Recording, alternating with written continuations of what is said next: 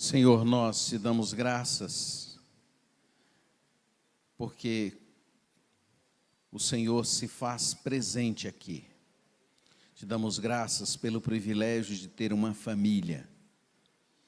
Te damos graças, Senhor, porque o Senhor tem feito desta igreja uma igreja preocupada com as próximas gerações.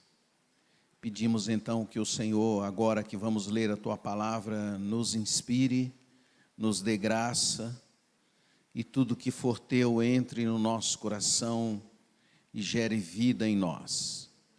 Oramos, ó Pai, para que o Senhor nos ajude a levar os nossos filhos, as nossas crianças aqui na igreja ao Senhor Jesus. Pedimos que o Senhor nos ensine os caminhos do Senhor, para que a gente possa ensiná-las. Pedimos que o Senhor nos dê uma chuva de arrependimento nos nossos corações, e que a gente tenha um coração humilde para reconhecer as nossas limitações, nossos erros na relação com os nossos filhos. Ajuda-nos, Senhor, a entender isso. Ilumina a nossa mente, ó Pai, nos dá uma mente atenta e sensível às Tuas coisas, para que assim a gente possa educar os nossos filhos para a Tua glória.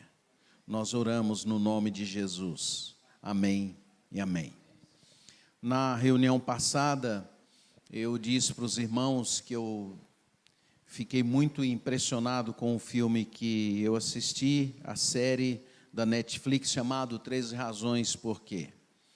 E ao assistir o filme eu me dei conta, de muitos erros que eu mesmo cometi na educação dos meus filhos, e também de muitos erros que eu percebo que muitas pessoas cometem, ainda que de forma involuntária, e às vezes sem o desejo de errar no processo de educar os seus filhos. A realidade é que, à medida que os nossos filhos vão chegando à adolescência, uma grande parte deles, pelas atitudes, escolhas e decisões que eles vão tomando, eles vão nos frustrando de alguma maneira. E a minha conclusão é que, de um modo geral, nós, os pais, damos tarefas aos nossos filhos de forma inadequada. Nós frustramos os nossos filhos por impor a eles determinados, ou exigir deles determinados comportamentos. E evidentemente que a gente não faz isso porque a gente quer, mas é o que acontece, e é o que acontece com todos nós, e comigo mesmo isso aconteceu. Quando vamos chegando, enquanto elas são crianças, a nossa preocupação é o que vai acontecer com elas. E nós não nos damos conta dessas coisas, que a nossa percepção da vida, de um modo geral, ela é uma percepção inadequada. Então nós queremos ensinar os nossos filhos a partir daquilo que nós entendemos que é o correto, que é o certo, que é o bom. E as nossas crianças, de uma forma muito rápida, eles vão crescendo, e nós vamos ficando atentos, porém errando na forma de conduzir isso. E chega um determinado momento em que nós percebemos que falhamos no cumprimento das nossas tarefas. Nós percebemos as suas necessidades, mas a gente não sabe, às vezes, como responder a essas necessidades. De um modo geral, a maioria dos pais se preocupam apenas com duas coisas: em dar-lhes uma condição física boa e dar a elas uma boa educação do ponto de vista profissional. E resumimos a vida que oferecemos aos nossos filhos a isso, e evidentemente queremos que elas se comportem bem. Mas nós não sabemos muito bem como fazer isso. E de um modo geral nós começamos a impor regras aos nossos filhos. Nós começamos a colocar na vida deles determinadas regras, porque entendemos que essas regras revelam a boa educação. E é por isso que nós nos frustramos. É porque, apesar deles cumprirem essas regras, eles não têm uma vida saudável e começam, quando chegam especialmente na adolescência, eles começam a fazer escolhas inadequadas. E nós não conseguimos entender o comportamento dos nossos filhos, porque nós não conhecemos a palavra de Deus com relação a isso. Eu disse, por exemplo, que na reunião passada, que os nossos filhos, eles foram feitos por Deus para viver para a glória de Deus. Eles nos foram dados para que nós os ensinemos os princípios de Deus, para que eles vivessem para a glória de Deus. E expliquei que quando eles não vivem para a glória de Deus, eles vivem para uma outra proposta de vida. Há uma ansiedade no coração deles, há um desejo no coração de uma criança de viver para a glória de Deus. E é por isso que as crianças são alegres. A Bíblia diz que o verdadeiro louvor vem do coração da criança. É por essa razão que as crianças são alegres, são ativas, são atentas. Elas querem crescer porque elas querem preencher esse vazio de uma forma bonita, de uma forma saudável. E à medida que elas vão vivendo, que elas vão crescendo, elas vão aprendendo que essas coisas que elas desejam e que elas querem, elas começam a entender, por causa daquilo que nós as ensinamos, que elas podem encontrar essas coisas em outras pessoas, em outros deuses. E à medida que eles buscam e negam essa glória de Deus, eles começam a ter algumas dificuldades. Uma delas, o texto de Romanos capítulo 1 diz, são 3 coisas. Uma delas ele diz, eles ganham uma mente reprovável diante do Senhor. Eles ganham uma mente de busca de paixões infames. E por isso eles têm sérios problemas de ordem na sexualidade deles. É por essa razão que eles vivem em sofrimento, e uma geração de grande sofrimento. Porque eles não entenderam, eles não aprenderam que eles devem viver para Deus. Por essa razão, eles vivem para eles mesmos. E qualquer pessoa que vive para si mesmo, eles começam a ter dificuldades. A maioria das pessoas, como eu disse, elas focam o ensino para o comportamento das pessoas. Então, eu quero começar nesta manhã lendo 2 textos da palavra de Deus. Uma está em Lucas, no capítulo 43, 44. Não há árvore boa que dê mau fruto, nem tampouco árvore má que dê bom fruto. Porquanto cada árvore é conhecida pelo seu próprio fruto. Porque não se colhem figos de espinheiros, nem dos abrolhos se vidimam uvas. E agora, Marcos capítulo 7, verso 23. E dizia, o que sai do homem, isso é o que o contamina. Porque de dentro do coração dos homens é que procedem os maus desígnios, a prostituição, os furtos, os homicídios, os adultérios, a avareza, a malícia, o ódio, a lascívia, a inveja, a blasfêmia, a soberba, a loucura. Ora, todos esses males vêm de dentro e contaminam o homem. O que esse texto da palavra de Deus ensina é que todas as coisas negativas, elas procedem de dentro do coração do homem. Elas são geradas no coração do homem. E esse texto se refere também às crianças. É ser humano, como todos nós somos. E a palavra de Deus nos mostra que o que é o nosso coração, ela aponta para o nosso coração. O que nós deveríamos ensinar para os nossos filhos não deveria ser apenas um bom comportamento. Nós deveríamos nos voltar para entender o coração da criança, para entender o nosso próprio coração. A Bíblia tem mais de 750 versículos falando do coração. O coração na Bíblia é o centro da vida, é o centro da decisão, é o centro das escolhas. Envolve a mente, envolve as emoções, envolve as reações. A Bíblia diz que é do coração do homem que brotam aquelas atitudes de glorificar a Deus e de honrar a Deus. Agora, pois, ó Israel, o que Deus requer de ti é que você ande nos seus caminhos e o ame, e o sirva de todo o coração. A palavra de Deus diz que é de todo o coração que nós devemos adorar a Deus. A Bíblia diz que a gente deve confiar no Senhor de todo o coração. Na minha experiência pastoral, há muita gente que diz assim para mim: eu não consigo confiar. Existem áreas da minha vida que eu não consigo confiar. E quando eles dizem isso, eles estão dizendo assim: eu não consigo confiar em Deus. Quando a gente não confia em Deus, a gente confia em outra coisa. Ou a gente confia na gente mesmo, na nossa inteligência, na nossa capacidade, no nosso poder. Nós começamos a agir dessa forma. É por isso que muitas vezes a gente não confia no Senhor de todo o coração. É porque nós fazemos opções de confiar em outras coisas. No coração estão as nossas emoções, elas são geradas no coração.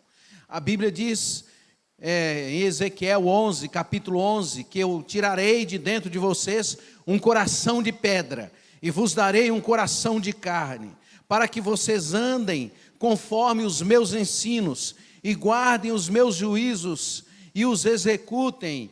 Então vocês serão o meu povo. Tira um coração de pedra, coloca um coração sensível, que percebe as coisas, que percebe a vida. O coração é que nos transforma naquilo que nós somos. É por isso que a palavra de Deus diz que Deus vê o coração e não o exterior das pessoas. É por isso que Jesus diz assim: a boca fala do que está cheio o coração. Aquilo que nós somos revela aquilo que nós temos, onde está o nosso coração. Jesus enfatiza isso em todo o capítulo 5 e 6 de Mateus, dizendo que o adultério, dizendo que a maldade, dizendo que a cobiça, ela nasce no coração das pessoas. O que tem isso a ver com a educação dos filhos? Tem a ver que você precisa conhecer o seu coração, para que você possa conhecer o coração dos seus filhos. Deixa eu fazer uma pergunta para os irmãos. Os irmãos viram que eu li o texto aí de Mateus, no versículo 22. Então, a partir dali, eu quero fazer algumas perguntas para vocês. Vocês acham que entre os filhos de vocês existe ganância? Com certeza. Quando eles são crianças, eles brigam pelos brinquedos. À medida que eles vão se tornando adultos, o que acontece com eles? Eles brigam. Se você tiver algum recurso, eles vão discutir sobre esses recursos. Você acha que entre os seus filhos tem gente tentando enganar um ao outro? O que vocês acham? Eles não tentam enganar? Será? Você acha que entre as crianças existe inveja? Eu já ouvi assim: pai, você só faz isso com ele. O que será isso, hein? Você acha que entre as crianças eles caluniam um ao outro? Eu já ouvi muitas vezes, eles se aproximam e um fala mal do outro. Onde será que elas aprenderam isso? A Bíblia diz que isso vem do coração. Mas quando você vê duas crianças brigando por qualquer razão, o que você faz? Você tenta fazer com que elas mudem o comportamento. Mas você não se preocupa com o coração dela. Duas crianças brigando por um brinquedo, elas estão revelando um comportamento egoísta. Mas os pais, ao invés de perceberem isso e de se darem conta disso, eles querem mudar o comportamento. Muitos pais, então, fazem alguns apelos para tentar resolver o problema rapidamente. O primeiro é eles apelam para a justiça. Mas criança egoísta, elas não mudam pelo fato de você ser justo. Daqui a pouco elas vão começar, você pode tentar ser justo, mas a Bíblia ensina que nenhum de nós temos um coração justo. Por isso, normalmente, quando você é justo, você não é tão justo assim aos olhos do seu filho. Então ele aceita aquela situação momentaneamente, daqui a pouco ele vai brigar de novo pelo brinquedo que ele estava brigando. Porque eles querem o brinquedo, eles não querem justiça. Você pode apelar e fazer um apelo emocional. Você pode dizer assim: eu fico triste quando vocês fazem isso. Você pode dizer assim: eu fico muito feliz se vocês não brigarem. E eles vão dar uma paradinha, vão dar um sorrisinho, dar uma volta. O que vai acontecer daqui a 5 minutos? Vão brigar de novo, vão disputar o brinquedo novamente. Você pode fazer uma ameaça: olha, eu vou tomar esse brinquedo de você e vou dar para os pobres. Ele fica quieto naquela hora e daqui a pouco ele começa a brigar novamente.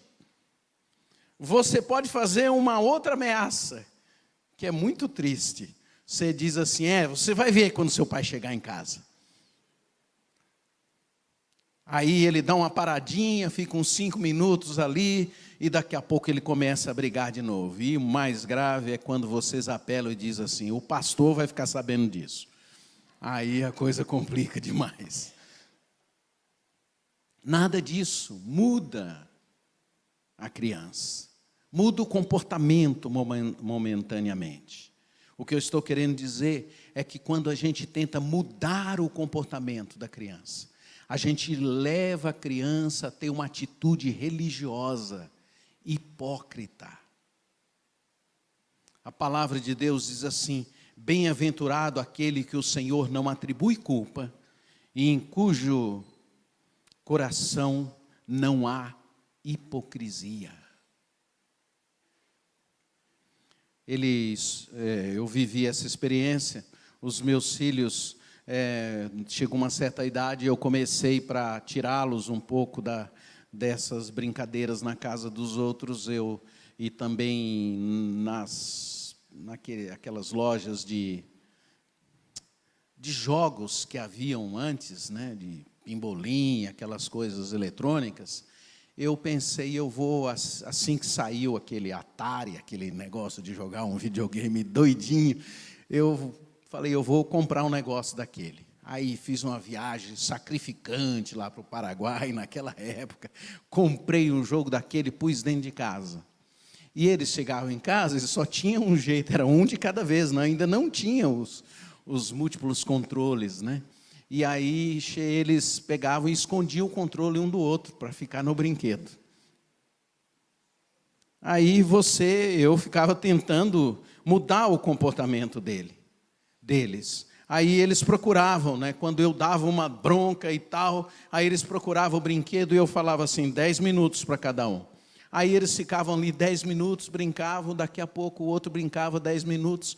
Quando eu virava as costas, o que estava com o controle na mão, escondia de novo, corria, saía, e era aquela confusão por causa de um videogame. Eu queria que mudasse o comportamento. Mas eu não estava entendendo o que estava acontecendo no coração dele. Crianças brigando revelam que elas são egoístas. Revelam aquilo que nós somos. Revela o coração. O coração dessa criança não era abordado. O comportamento egoísta tem origem no coração, e se eu não me dou conta disso, eu não posso ajudá-las. E um coração longe de Deus, ele perde a paz, ele perde a alegria, ele perde o prazer. As crianças muito agitadas, elas não estão entendendo quem é Deus. A alegria, para elas, era se o brinquedo estivesse com elas. Elas não estão entendendo. Nós queremos um coração mudado do amor de Deus a si mesmo. Nós queremos um coração mudado do amor a si mesmo para o amor a Deus e ao amor ao próximo. É por isso que as crianças precisam ter uma transformação no coração delas. Essa ênfase no comportamento inverte, e ela é muito, muito agradável para nós mesmos. porque você ensinar uma criança quem é Deus, o que é o Evangelho, quem é Cristo, quem ela é, ela compreender o que ela tem na alma, nas emoções, nas atitudes, nas escolhas dela, isso exige de nós um tratamento. A ênfase no comportamento é muito fácil de ser feita. Eu tenho um amigo que conta uma ilustração. Ele diz que a esposa dele vivia cobrando dele porque tinha uma laranjeira no fundo do quintal que não dava frutos. E a laranjeira vivia, de vez em quando aparecia lá uma laranja e murchava. E ela vivia reclamando, ela falava, por que você não tira essa laranjeira daí? Ele falava, não, porque ela vai dar frutos. Mas ele não fazia nada para a laranjeira dar frutos. Ele não fazia nenhuma mudança para a laranjeira dar frutos. Ele não adubava, ele não gastava tempo com a laranjeira, ele não tirava aquele capim ali do lado. Aí um dia ela reclamou tanto com ele que ele teve uma ideia. Foi no supermercado e comprou umas laranjinhas de papel, pintou tudo. E enquanto ela estava fazendo outra coisa, ele foi lá e pendurou as laranjas no pé de laranja. E chamou a ela para olhar. Venha, meu bem, venha ver, olha como está bonita a nossa laranjeira. Ela olhou e começou a rir. É isso que nós queremos que aconteça. Nós não olhamos para o coração e queremos que os nossos filhos deem bons frutos. Nós não cuidamos do nosso próprio coração e queremos ter bons frutos. O comportamento só muda quando muda o coração. Se você focalizar apenas no coração, você vai ter problemas. Você vai em algum momento ficar reclamando dos seus filhos. Você vai gritar com seus filhos. E você não vai superar e não vai levá-los a ter uma vida bonita. Existem parâmetros que Deus nos coloca para a gente viver. E esses parâmetros não são regras, são princípios que nascem do coração à medida que você as ensina. Eu penso que muitas pessoas não se dão conta disso. Demorei muito para perceber isso, ainda hoje vindo para cá, eu meditando sobre o que ia falar com vocês, disse assim para Ednai, eu acho que eu errei muito na educação dos meus filhos, por não ter percebido a importância de cuidar do coração dos nossos filhos, começando no nosso próprio coração. O que muda é quando eles compreendem quem eles são e quando eles compreendem quem é Cristo. Aí então, quando eles compreendem essas duas coisas, eles começam a ter uma atitude nova no coração. E ao ter uma atitude nova no coração, o comportamento deles começa a mudar. Eles precisam ter consciência de que essas atitudes que eles tomam no dia a dia deles têm uma origem, têm uma maldade no coração deles. E eles precisam entender a respeito da graça e da bondade de Deus na alma deles.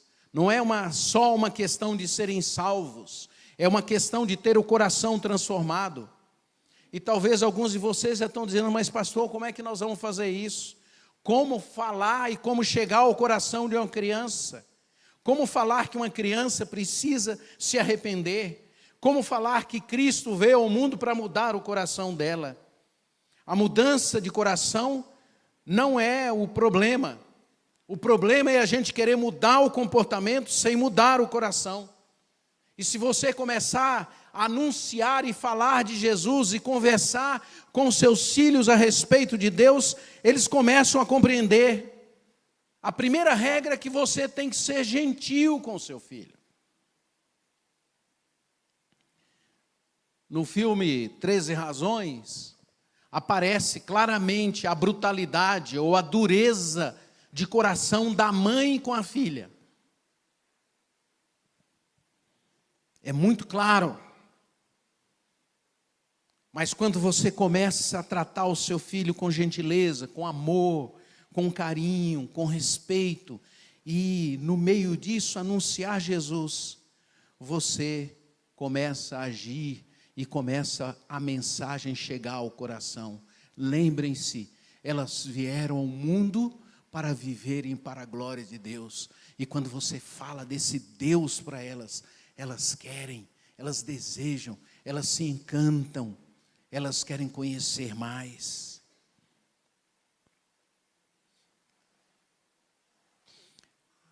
Nos Estados Unidos havia um costume da gente tirar os dízimos, não só na igreja, entre os adultos, mas também entre as crianças. E certa vez a professora veio me falar que uma das crianças tinha roubado $2 do lugar lá que fazia uma oferta. E eu então resolvi conversar com os pais da criança, né, e pedir para elas falarem para os pais e pedir para os pais irem para falar comigo. Aí veio o pai, já veio grudado na mão do menino, né? E veio bravo, aquela cara de bravo, de nervoso, né? E já olhou assim para mim e falou: pastor, já sei do que o senhor vai falar. Fulano, devolve os $2. Aí o menino pegou os $2 e devolveu. Falei, tá bom. Aí eu falei assim para o pai: eu gostaria de falar um pouquinho com o seu filho, se o senhor permitir. Aí eu comecei a falar para ele. Eu disse para ele que todos nós temos maldade no nosso coração. Que todos nós somos assim.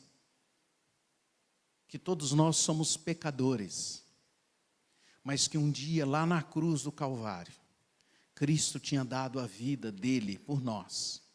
Que Cristo nos amava e que Cristo estava interessado em nos amar e andar conosco. Que Cristo tinha o maior desejo de morar no coração dele. Que ele não precisaria, a partir do momento que Cristo entrasse na vida dele, nunca mais ele precisaria fazer aquilo. E eu perguntei então para ele se ele queria aceitar Jesus. E ele disse, sim, eu quero. Mas ele disse, mas antes eu quero devolver os outros $20 que está aqui no outro bolso.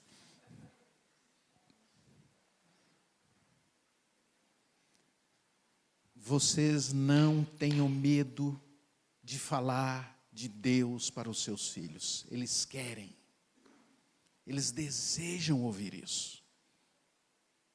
Eles querem aprender do Evangelho, porque eles foram feitos para a glória de Deus.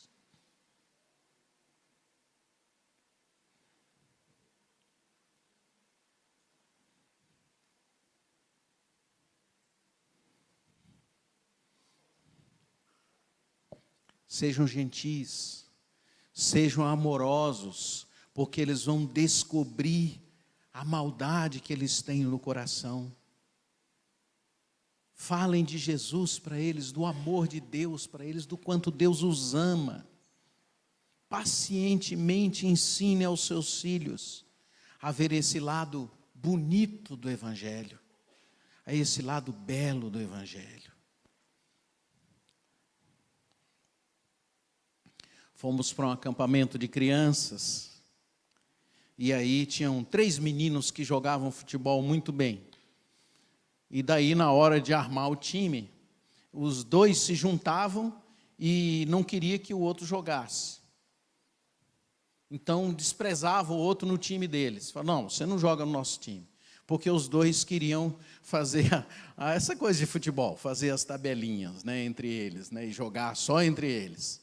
E aquele outro menino foi ficando entristecido, porque eles não só eliminavam ele no futebol, mas em tudo que acontecia lá no acampamento das crianças.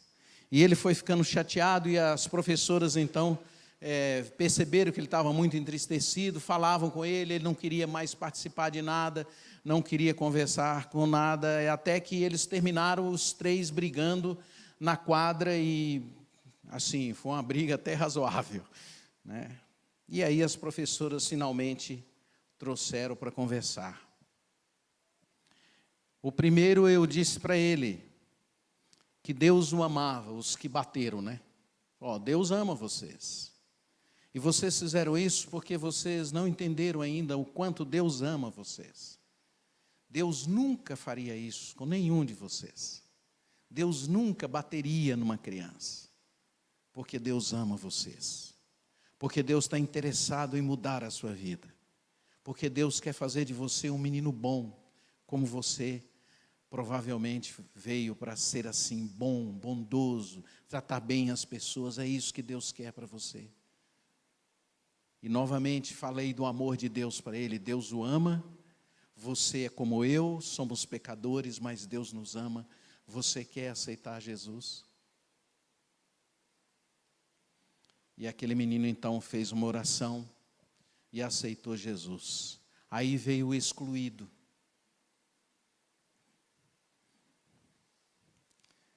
E eu disse para ele, eu sou um especialista em saber o que é ser rejeitado.